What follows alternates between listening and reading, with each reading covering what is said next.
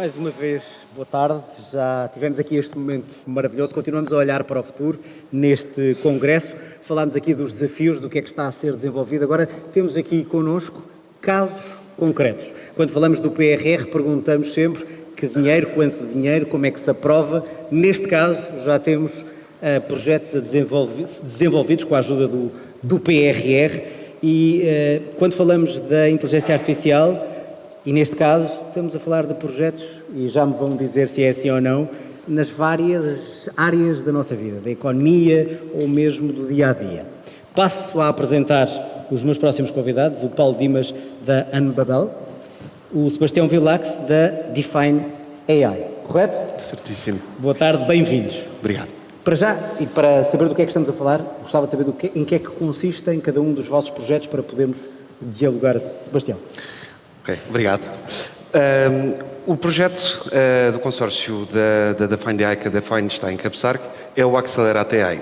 O nosso projeto reside em construir um modelo de conversação AI, modelo de Conversational AI, como nós dizemos, em português de Portugal. Portanto, para construir este modelo, temos de ter mais ou menos 3 peças. O primeiro é o reconhecimento de voz. Para tal, temos de ter dados em português, transcritos, para poder treinar o modelo, para reconhecer essa voz, para passar a texto, e quando passa a texto, temos a outra peça, que é o processamento de linguagem natural. A máquina entende, a máquina faz a sua gestão de diálogo e depois fala de volta. Portanto, temos a terceira peça, que é o text-to-speech, é a voz sintética. Portanto, a máquina ouve, a máquina entende e a máquina fala de volta. E é isto que nós estamos aqui a criar no Accelerate AI. Eu agora vou pôr aqui um grau de dificuldade. Nós não tínhamos isso já com os outros AI internacionais. O que é que o vosso traz de novo? O nosso é em português de Portugal. Pronto. E isso tem sido uma dificuldade.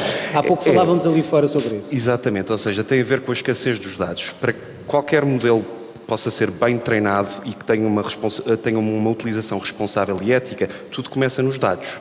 Portanto, tem a ver também com a procura destes dados. A maior parte destes modelos de inteligência artificial conversacional de que fala são em português do Brasil, porque há mais procura. Em português de Portugal há menos e, portanto, temos de procurar estes dados, temos de ter a certeza que estes dados são bem tratados, são anonimizados, que era para poder treinar o modelo. E aí temos um dos nossos parceiros, que é a nós, que nos fornece estes dados. Nós também na Defined também temos a capacidade de fazer o sourcing destes dados e de fazer o tratamento desses dados. Ou seja, vocês detectaram uma lacuna no mercado. Completamente. E, a partir daí, avançaram com este projeto que só é possível com o PRR? Neste momento, sim, ou seja, nós sempre fomos... É uma questão de financiamento. Financiamento, exatamente, porque nós, se éramos até agora uma empresa que recolhia dados para os licenciar e para os vender a quem fabricava modelos. Nós, neste momento, estamos nós a construir um modelo. Construir um modelo é caríssimo. Imagino. Estamos a falar de quanto? Para percebermos. Estamos a falar nos milhões. Por exemplo, dou aqui um exemplo. Hoje em dia, pouca gente está a fazer o seu próprio Large Language Model de raiz. Está toda a gente a pegar o código de open source da OpenAI e a fazer um fine-tuning por cima disso. Porquê? Porque fazer de base modelos destes são os olhos da cara. Estamos a falar de milhões. E é um modelo que é exportável, apesar de ser em português, é exportável? Aí tem a ver com o treino, mais uma vez, dos dados. Se arranjarmos dados em outras línguas, obviamente é exportável para outras coisas. E também para canais, ou seja, inteligência artificial conversacional dá para vários canais. Estamos a falar de websites, call centers e por aí fora. Temos vários canais onde a inteligência artificial conversacional, e estávamos a ouvir ainda há pouco, na altura da Google, quando a Google esteve aqui a falar, vamos estar a poupar horas e horas a agentes e a pessoas que poderão estar a especializar-se noutro tipo de tarefas mais qualificáveis. Paulo Dimas, penso que estão a trabalhar com várias startups e também centros de investigação. Qual é o foco desse vosso projeto ou projetos? Sim, o principal foco é de facto a criação de valor para a economia nacional, aumentar as exportações, criar o emprego, como o Rogério falava hoje de manhã, e focando em problemas reais da indústria. E portanto nós juntamos líderes de indústria na área da saúde, portanto temos 2 hospitais, o que é fantástico, porque há todos os desafios, por exemplo, dos dados relacionados com a partilha de dados entre hospitais, ou a forma de usar dados inter-hospitais sem violar questões de privacidade, que são obviamente fundamentais, especialmente na IA responsável. Saúde. A segunda área é a área do turismo, onde estamos a trabalhar com o Grupo Pestana em, por exemplo, facilitar o check-in de um turista que nos visita, tendo em conta reconhecer os documentos de identificação que eles trazem, ou ir para além da tradução e termos em conta as diferenças culturais dos turistas asiáticos que nos visitam, os coreanos, os japoneses, os chineses, cada vez são mais. Portanto, e a terceira área, a terceira vertical, a nível de indústria, é a área do retalho. Portanto, tentamos trabalhar com a Sonai, primeiro a Bial e 2 hospitais. E depois temos, como motor de aceleração e de inovação, um conjunto de startups de inteligência artificial, onde se conta a Anbabel como líder do consórcio, que produtiza em torno destes desafios, em torno destes verticais. E, portanto, nós estamos a atacar problemas difíceis, por exemplo, nos hospitais, que é auxiliar os médicos quando têm de dar uma alta a um doente, auxiliar-os nessa tomada de decisão e com isso aumentar a eficiência dos nossos hospitais. Portanto, nós conseguimos que o médico passe a ter mais tempo para estar com os doentes. Essa é uma das grandes funções da inteligência artificial, não é? É automatizar as tarefas que são repetitivas. Exatamente. Ou na área da indústria farmacêutica, ajudar na descoberta da próxima vacina ou medicamento. Portanto, assistir os investigadores dessas áreas em todo esse processo. E isto é sempre pensado naquilo que há de mais complexo e que nos diferencia muito em relação a muitos projetos que são puramente investigação. Eu costumo dizer que fazer projetos é fácil, fazer produtos é 10 vezes, 100 vezes mais difícil. Porque os produtos, e a Define sabe isso muito bem, têm de ser exportáveis, têm de ter como mercado o mundo, não é? Portanto, é isso que nós estamos a fazer, temos 18, no fundo, produtos que estão a ser criados nestas áreas, mas que, e essa parte também é muito importante, e que é o layer que está em baixo, tem investigação que vai desde a investigação fundamental à investigação aplicada em inteligência artificial. Nós temos grupos de investigação cá em Portugal brilhantes, a trabalhar em áreas como, por exemplo, o processamento de língua natural. Acho que Portugal é, de facto, um dos centros do mundo nessas tecnologias e acho que ainda tem de ser mais. Nós temos muito talento cá em Portugal nessa área e, portanto, nós estamos a articular um conjunto de 7 centros de investigação espalhados pelo país, Porto, Coimbra, Lisboa, em torno de áreas estratégicas de inteligência artificial, muitas delas ligadas aos riscos da inteligência artificial, por exemplo, a questão da discriminação, as questões da sustentabilidade energética, cada vez é um maior desafio os riscos da inteligência artificial produzir resultados que não são factuais, de errar. Já vamos a essa parte. Exatamente. Até que ponto é que isso é exportável, como lhe perguntei a ele? Claramente. Porque esse mercado já é, neste momento, explorado noutras geografias. Completamente exportável e nós temos a capacidade de estar na liderança destas áreas. Quando nós desenhámos este grande consórcio, que junta 22 parceiros, nós desenhámos precisamente a apostar em investigação na vanguarda destas tecnologias. E, portanto, nós só temos é de ser rápidos a resolver problemas reais, problemas destas indústrias, e com isso, e também ter um mindset global. Por exemplo, a Anbabel exporta mais de 90%, 95% daquilo que produz a nível de produto. A Sword Health, que é outra dos parceiros na área da saúde, mais ainda, não é? A Fidzai, o mesmo. Portanto, são 3 startups, já 2 são unicórnios, a Anbabel ainda não é, mas que exportam essencialmente aquilo que produzem. Portanto, nós estamos habituados a competir no mercado global e é, no fundo, essa experiência, esse mindset que nós queremos trazer para as startups mais pequenas que fazem parte deste ecossistema. Tendo como objetivo último, e às vezes nós esquecemos de como é que todas as coisas começam, a questão do talento. É assim, nós temos de reter cá em Portugal o talento mais brilhante em inteligência artificial. Nós temos jovens a serem das nossas universidades absolutamente brilhantes, quer dizer, tivemos agora um aluno que fez o doutoramento na Anbabel, que teve a máxima nota, que podia estar na Meta, na Google, enfim, em qualquer parte do mundo. Mas se tiverem bons desafios, se tiverem bons, que nós costumamos chamar os campeões de research, de investigação, portanto, que os ajudem a ganhar mais conhecimento, a avançarem nas suas áreas. E, se tiverem bons salários, eles ficam cá em Portugal. E isso está a acontecer, ou seja, esse é um painel que vem a seguir. Exatamente, vem a seguir já estou a antecipar ao número. Já que tenho aqui duas pessoas Sim, ligadas a isso, Sebastião, como é que se agarra a esse talento que nós temos, essa mão de obra tão especializada e que foge? Inovação. Pura e simplesmente... Chega? Não vamos ser românticos. Não vamos ser românticos. Mas a inovação conta. vai buscar o dinheiro. Atenção, ainda há pouco me perguntavas, então, mas isto, o dinheiro do PRR veio permitir isto, certo? Mas porquê é que tanto aqui a Unbabel e a Defined, como é que nós conseguimos vencer estes projetos? Porque os nossos projetos eram altamente inovadores. Ainda há pouco perguntavas aqui ao Paulo como é que isso é escalável, porque ainda já há alguns produtos parecidos. Nesta área da saúde não há, isto é altamente inovador.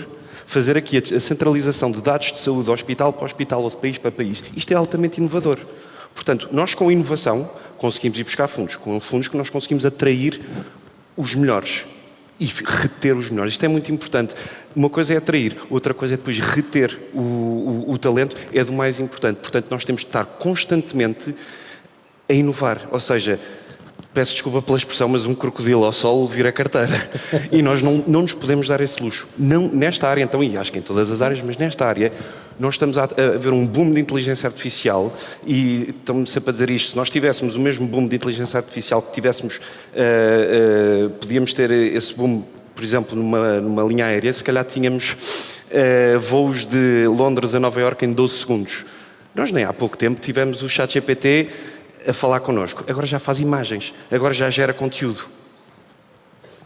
Quando olhamos para a aplicação da inteligência artificial na língua portuguesa, não é um projeto que depois de feito e se esgota? Ou seja, qual é o grau de crescimento que um projeto como a vossa empresa pode atingir? Porque no momento em que recolhem os dados, trabalham e está o projeto, acabou ou não? Não acabou, lá está. É isso que eu quero saber. É isso mesmo, porque eu vou dar se calhar agora uma resposta um bocadinho mais geral. Qualquer modelo de inteligência artificial, se não for constantemente retreinado com novos dados, vira carteira, vira obsoleto. Por isso é que nós estamos constantemente, temos as Apples e a Samsung a fazerem estas atualizações ao sistema. Muitas vezes é para ficamos com o telefone cada vez mais carregado, mas a verdade é que as atualizações aos modelos são necessárias, porque senão os modelos ficam obsoletos. Portanto, à medida que a linguagem portuguesa que a língua portuguesa evolui, e claramente vemos como ela evolui, nós não falamos igualmente desde o século passado para este século, por exemplo, a língua evolui, com ela também tem de evoluir os modelos. Portanto, um modelo destes tem de ser constantemente retreinado. E também não há só uma variante de português, há várias. Temos português dos Açores, português da Madeira, português dos Palopes. E isso está tudo previsto ou vai estar previsto? Esse tipo de... Porque nós sabemos muitas vezes, quando estamos a falar com uma inteligência artificial, que no vosso caso é o Gervásio e a Albertina, não é? Isso são os nossos modelos. Eu sou alentejano. Imagina que eu vou utilizar a minha pronúncia alentejana bem fechada. A Albertina ou o Gervásio vão entender ou teremos de trabalhar nisso? Isso tem de ser algo que é trabalhado. Lá está, mais uma vez, temos de recolher os dados dos sítios certos. Neste momento, estamos a focar-nos no português de Portugal continental. Agora, o próximo espaço é, obviamente, portugueses de outras zonas. E aí temos de ir buscar dados de voz e bem transcritos dessas regiões. Acrescentava aí um ponto importante em relação ao português, que é, se não formos nós a preservar a língua portuguesa nos Large Language Models, não vão ser nem os brasileiros, nem os espanhóis, nem a OpenAI, não é? E estamos a passar à frente essas línguas. E, portanto, há uma questão de soberania geopolítica nesta área que nós temos de assumir. Literalmente, nós temos de ter recursos computacionais, o talento já temos, mas temos de ter recursos computacionais, dados já temos, para, de facto, ter, digamos, esta soberania sobre a nossa língua, não é? Os espanhóis anunciaram aqui há cerca de 2 meses, no Congresso em Barcelona, pelo primeiro-ministro espanhol, que a Espanha ia ter, em junho, um modelo de linguagem de grande escala para as línguas que são faladas em Espanha, não é? E foi anunciado pelo primeiro-ministro espanhol. Tal é a importância, digamos, da língua portuguesa de nós a preservarmos. A Anabel está a trabalhar também esta área, criando um modelo de grande escala. Agora, é preciso também haver aqui infraestrutura de inteligência artificial. É muito importante que haja aqui, e falámos hoje de questões políticas e teve aqui, por acaso, a ministra que até tutela esta área, é importante haver essa infraestrutura. Nós temos estado... Quando falamos em infraestruturas de inteligência artificial, estamos a falar do quê? Porque, por exemplo, temos aqui responsáveis que apresentaram um projeto ao Governo, que vai ser ou não desenvolvido e que está em discussão nesta altura. O que é que pessoas como os dois, que trabalham nesta área, o que é que precisam concretamente, para além, obviamente, do financiamento que já têm nesta altura? A FCT já tem uma estratégia muito bem definida para esta área e nós só temos de trabalhar em conjunto e haver um alinhamento estratégico e político neste domínio. O que é que isto quer dizer concretamente? Como é que isto se materializa? Nós temos, por exemplo, um supercomputador no norte, no Minho, que é o Deucalion, mas que foi adquirido numa fase em que não havia inteligência artificial generativa e então não tem capacidade de treinar modelos de grande escala, não tem aquilo que chamamos GPUs, não é? Que se fala muito da NVIDIA, os chamados o hardware da NVIDIA, para fazer este tipo de treino. Então, nós temos de aumentar esta capacidade computacional. Existem já intenções muito concretas, no caso da FCT, claro, não vamos competir sempre com os espanhóis neste domínio, mas vamos, se calhar, trabalhar com os espanhóis, vamos fazer parcerias com os espanhóis. E Portugal, por exemplo, já tem acesso à supercomputação em Barcelona. Nós temos direito a 5% da supercomputação em Barcelona, foi pago com dinheiro dos contribuintes portugueses, esses 5%, mas agora imaginem, 5% de um supercomputador que, se fosse usado, demoraria 3 anos, mais ou menos, a treinar o ChatGPT que usamos hoje. Portanto, isto mostra também o atraso que a Europa tem. Portanto, isto é, se nós começássemos agora a treinar um GPT-4, iríamos demorar cerca de 3 anos num dos maiores supercomputadores da Europa. Portanto, nós também temos de ter aqui, enfim, algum sentido do investimento que é necessário fazer, que não conseguimos alcançar a escala das Big Tech americanas, portanto a Europa está claramente atrás, mas se calhar podemos trabalhar na parte dos dados. Se nós criarmos dados de alta qualidade, se nós tivermos uma estratégia para dados, e hoje tivemos aqui aquele painel de coordenadores das várias agendas, se avançarmos rápido, por exemplo, com a criação de um espaço de dados na área da saúde, e existe tecnologia, existem hospitais interessados nisso, mais uma vez vontade política, por exemplo, os serviços partilhados do Ministério da Saúde têm aqui um papel importante. Portanto, isto é, eu acho que as pessoas, e aqui neste congresso é incrível ver, de facto, porque as pessoas estão presentes para isso, é só uma questão de... É para isso que serve este congresso. Exatamente, também, juntar as pessoas, não é? E por falar nisso, há pouco, e passo agora ao Sebastião, e depois também quero ouvir a opinião dos dois, as preocupações com a sustentabilidade, a equidade e a discriminação. Que cuidados e como é que isso se faz quando estamos a falar de inteligência artificial? No caso da língua portuguesa, como é que se faz esse casamento com... Eu percebo no caso da saúde, de outras empresas mais delicadas. Na língua portuguesa, onde é que pode ser ultrapassada a barreira da sustentabilidade, da equidade, da discriminação? Quando eu digo, eu penso que a palavra sustentabilidade, quando aplicada à inteligência artificial, transforma-se em ética. Eu vou parecer aqui um disco riscado, mas mais uma vez tudo está outra vez nos dados.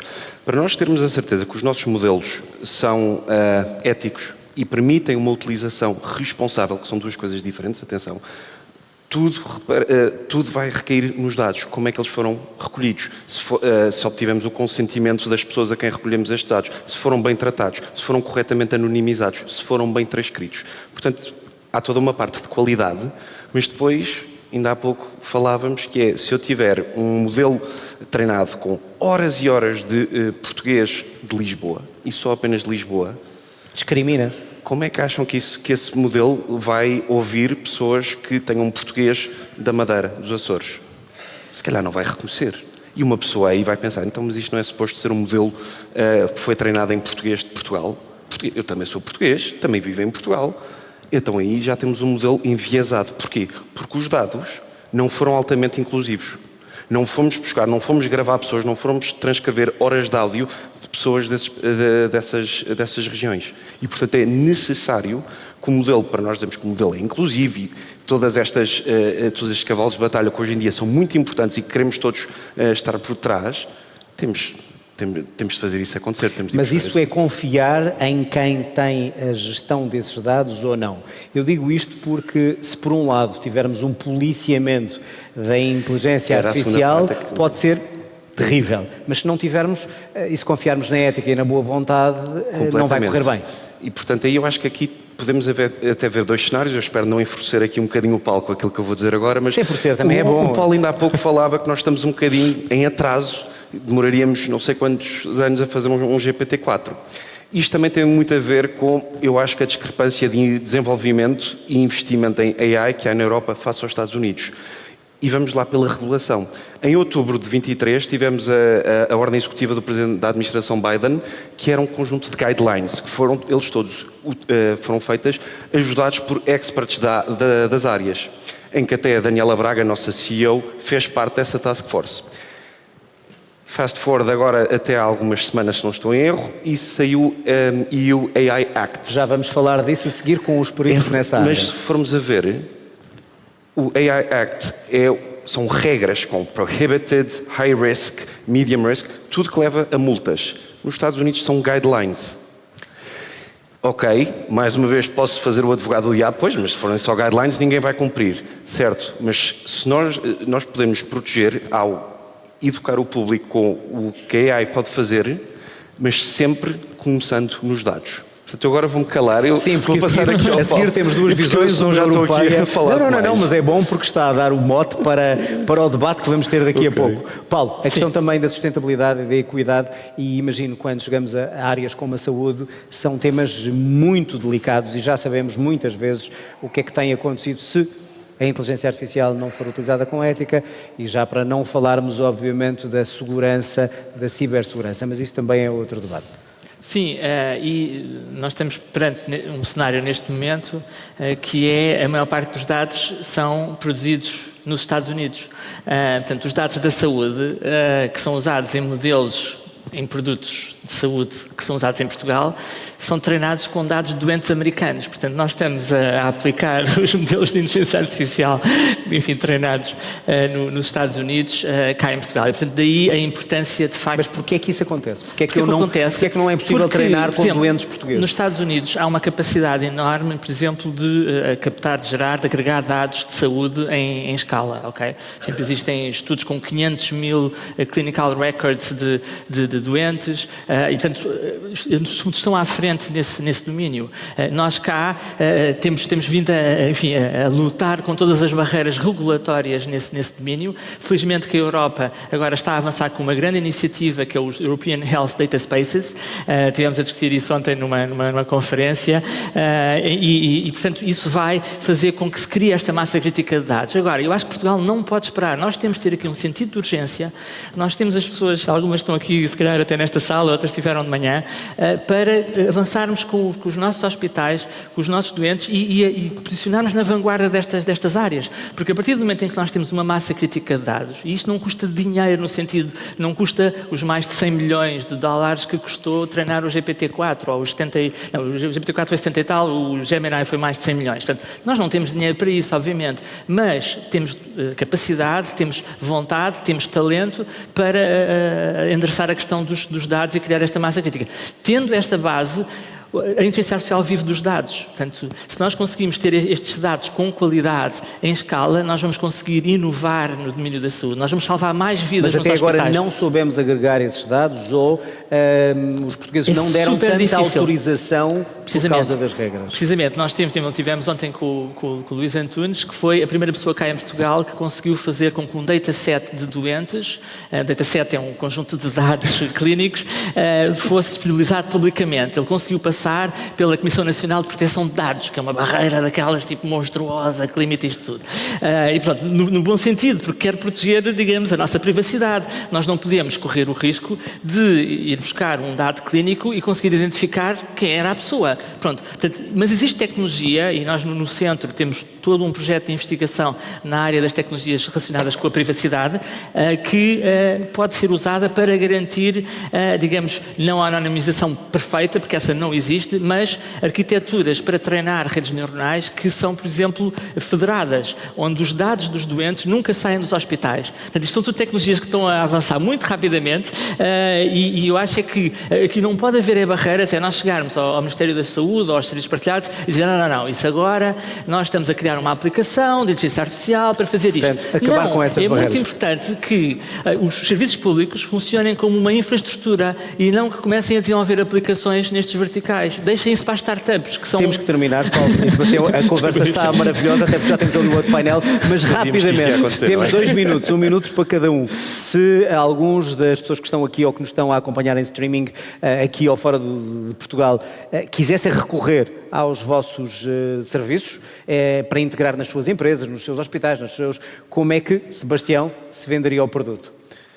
Para eles saberem, por exemplo, como é que aquela empresa, como é que poderia beneficiar utilizando o projeto que desenvolve. Então, nestes 2 casos é muito simples. Entrando em contacto com a Define, se tiverem um modelo que precise de dados de voz, dados de texto, dados de imagem ou dados de vídeo, a Define é isso o core business. Nós recolhemos esses dados de forma ética e em segurança, sendo compliant com tudo o que é RGPD. E pode ajudar em quê? E pode ajudar a treinar os modelos. Ou seja, se estiverem a trabalhar num modelo de inteligência artificial conversacional, vão precisar de voz e vão precisar de texto.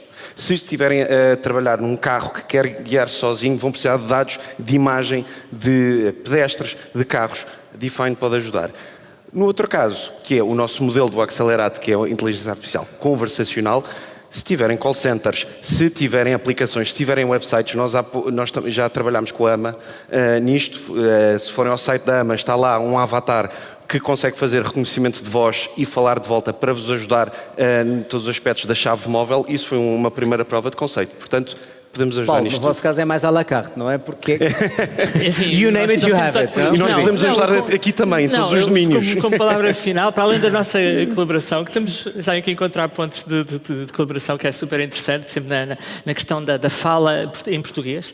É um dos desafios que nós temos é conseguir gerar a fala boa, com qualidade em português, porque vem sempre um bocadinho de sotaque brasileiro nos modelos que existem. Assim, aquilo que eu gostava de deixar era um convite a alargarmos este ecossistema de inteligência artificial cá em Portugal. Portanto, nós estamos a trabalhar já na área da saúde, na área do turismo, na área do retalho. Estamos agora a olhar muito seriamente para a área da mobilidade, a área da energia, a administração pública e, portanto, no fundo, estender o ecossistema com mais desafios, com mais startups e, claro, alargar também a rede de centros de investigação e, digamos, criar estes investigadores de referência que são, às vezes, a razão para que o tal talento que nós queremos que fique em Portugal, porque são inspirados por eles. Sebastião, Paulo, foi um prazer. Obrigado. E o sucesso para as vossas empresas. Muito obrigado. Obrigado.